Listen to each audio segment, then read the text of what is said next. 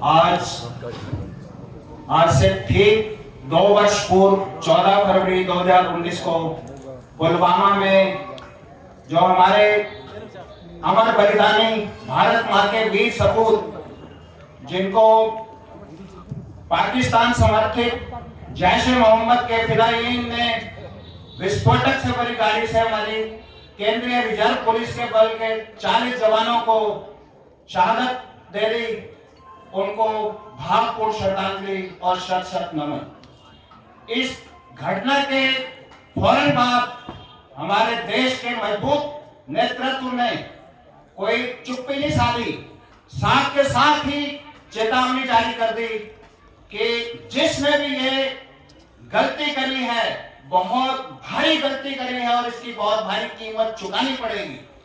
और ज्यादा विलंब नहीं किया गया, पूरी तैयारी हुई और 26 फरवरी को एयर स्ट्राइक हुई और पाकिस्तान में बम वर्षा करके और अपने वहां के आतंकवादी अड्डों को तबाह किया और 300 से अधिक पाकिस्तानी समर्थित आतंकवादी मारे गए। और हमारे शूरवीर भारतीय पायलट, वायुसेना के पायलट अभिनंदन, जो जगुआर विमान, कितना पुराना विमान, और उनकी कार्यकुशलता देखो, अमेरिका का बना हुआ एक आधुनिक तकनीक का विमान F-16 को उस विमान से धराशायी करके, और हमारे विमान को भी कुछ उसमें नुकसान हुआ, एक खतरा था, उन्होंने अपना फिर पैराशूट से अपना लैंड किया। और ऐसे में पता नहीं होता कि किस क्षेत्र में जाके वो पैराशूट गिरेगा और पाकिस्तान में जाके उतरे।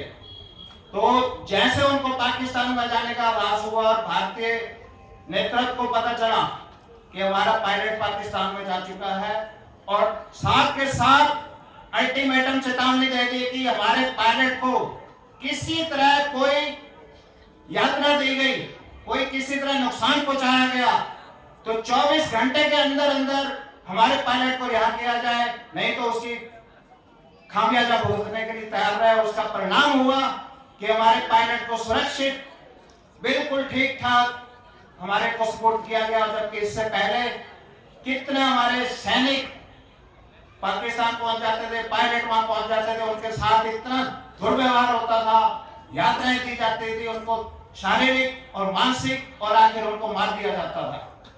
यह हमारे नेतृत्व की क्षमता का कमाल है। आज हमारी सेनाएं, तीनों सेनाएं विश्व की मानी हुई सेनाओं में से हैं। इस समय कोरोना काल का वर्ष रहा, उस दौरान चीन ने अपनी नालायकी दिखाई और भारतीय सीमा में घुसपैठ की कोशिश करी।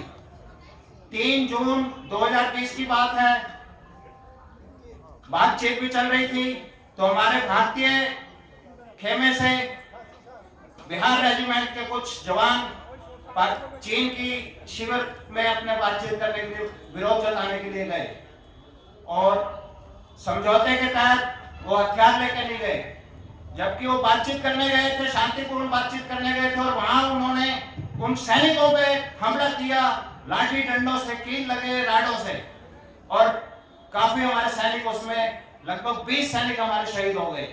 जब हमारे पीछे से, उनके पीछे से आने वाले सैनिकों ने देखा तो उन्होंने निहत्थे होते हुए चीन के शिविर में उनकी गर्दनें तोड़ दी, उनकी हड्डियां तोड़ दी, और 100 से अधिक सैनिकों को, वहां चीनी सैनिकों को खत्म कर दिया। यह है हमारे सेना की एक शौर्य शक्ति।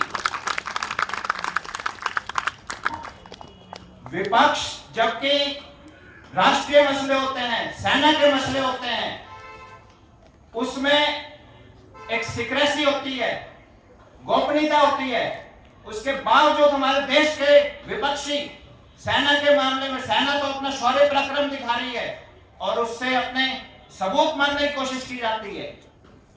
और विपक्ष ऐसा होता है, 1971 भारत पाकिस्तान युद्ध, उसमें हमारे सेनाध्यक्ष फील्ड मार्शल मानेकशॉ थे, श्रीमती इंदिरा गांधी जी प्रधानमंत्री थी, उन्होंने पाकिस्तान में हमला करने के लिए सेनाध्यक्ष को बोला, तो सेनाध्यक्ष ने कहा ऐसे युद्ध नहीं हुआ करते, पूरी प्लानिंग, तैयारी, टाइमिंग से काम होते हैं। तो इंदिरा गांधी ने उनकी इस बात को महसूस किया और अंदर खाने उन्होंने उनके प्रति एक नफरत का भाव बना लिया। समय आने पर मानेकशॉ सेनाध्यक्ष ने अपना कार्य किया और 13 दिन के अंदर ऐसा युद्ध किया और ऐसे चक्रों में पाकिस्तान की सेना को फंसा दिया कि 93,000 पाकिस्तानी सैनिकों को आत्मसमर्पण करना पड़ा और 93,000 सैनिकों को यहाँ बड़ी सुरक्षा से, इज्जत से, सम्मान से रखा गया और उनको महीनों खाना खिलाया गया। इंदिरा गांधी के बारे में कहते हैं कि दूरदृष्टा है, बोल्ड लेडी थी। जबकि वो चाहती तो 93,000 सैनिकों के एवज में जो कश्मीर आधे से लगभग हमारा वो पाकिस्तान ने दबाया हुआ है उसको छुड़ा सकती थी। शिमला समझौता हुआ, उसमें जो 93,000 सैनिक थे वो रिहा कर दिए, जीता हुआ इलाका छोड़ दिया और कश्मीर समस्या वहीं की वहीं। और हमारे मानेकशॉ जी, उनको उनकी तनख्वाह रोक दी गई, भत्ते रोक दिए गए और वो ऐसे स्वाभिमानी थे, उन्होंने तनख्वाह लेना जरूरी नहीं समझा, ना ही किसी तरह उन्होंने कार्रवाई करी और अंत तक उन्होंने जब तक जीवित रहे अपना अटल बिहारी वाजपेयी जी के सरकार में उनको फिर पता चला तो उन्होंने लगभग 1 करोड़ से ऊपर का उनको पिछला सारा चेक भुगतान किया। और विपक्ष ऐसा होना चाहिए, राष्ट्रीय मसले में देश के साथ, सरकार के साथ विपक्ष को खड़े होना चाहिए। 1971 के युद्ध में अटल बिहारी वाजपेयी जी थे, उन्होंने इंदिरा गांधी को दुर्गा की संज्ञा दी थी और 1993 में कांग्रेस की सरकार थी, प्रधानमंत्री थे नरसिम्हा राव जी। जेनेवा में अंतरराष्ट्रीय शिखर सम्मेलन था। कश्मीर पाकिस्तान की जो फिसरत रही है वहां उसने कश्मीर का मुद्दा उठाया।